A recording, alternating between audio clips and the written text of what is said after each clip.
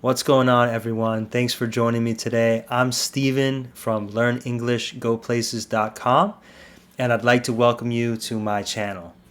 I help students and working professionals have fluid conversations, master English grammar, and broaden their knowledge of everyday English.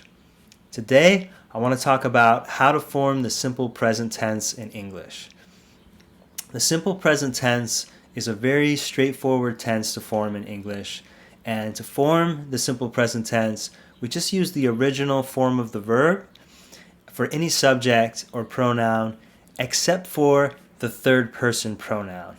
So when we're talking about someone or something else, he, she, it, John, the dog, that's the third person pronoun. And so when we use that third person pronoun, or when we talk in the third person, we add an S to the end of the verb.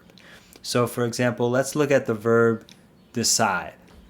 So if we look at the conjugation of the verb decide in the present tense, we have I decide, you decide, he decides, we decide, and they decide. So it's very straightforward, but it's really important to remember to add that S in the third person. It's a very common mistake to forget to add the S and to say he decide. But we should be saying he decides. Also, when a verb ends with the S sound, like the verbs like pass or choose, in that case we have to add an ES to the end of the third person verb or an is sound. So for choose, we would change that to chooses. For pass, we would change that to passes. So let's look at the example of the verb pass. So with pass, we have the conjugation here. I pass, you pass, he passes, we pass, they pass. So that's what we do when a verb ends in an S sound. Pass, choose. I guess it's an S or a Z sound. So I guess choose is a Z sound.